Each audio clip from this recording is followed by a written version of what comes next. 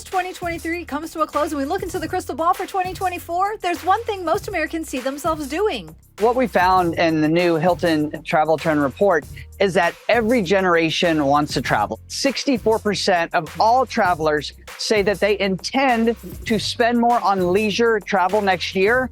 And the way that they're going to do that is to decrease their other personal spending. So what's their number one travel goal? People want to rest and recharge. We know that's the number one reason they want to travel based on the Trends Report. So what does that mean? It means that almost a quarter of baby boomers say they want to know there's a great quality mattress before they book their hotel, which I love.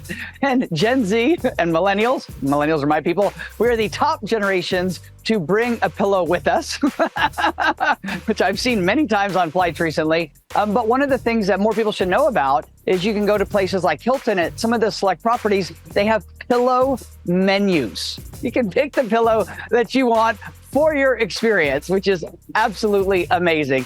So sleep tourism is here. It's here to stay. They also want quality time with loved ones after being deprived of it for far too long. 45% of them said that they want to reconnect with friends and family. And that's what they deeply want, is that sense of reconnection. And when you look across the insights, there's clearly a desire to get back, get connected with people in person on these great trips, on these great experiences. But with Gen Z prioritizing the bar scene and baby boomers focused on food, how do we find a vacation spot that accommodates multi-generational families? I'm here today at the Canopy by Hilton on the San Antonio Riverwalk, and you can go on history tours, you can walk along the river, you can have local foods. There's so many different experiences you can have right here at a single property. See the full list of travel trends, the generational breakdowns, and get more info at stories.hilton.com.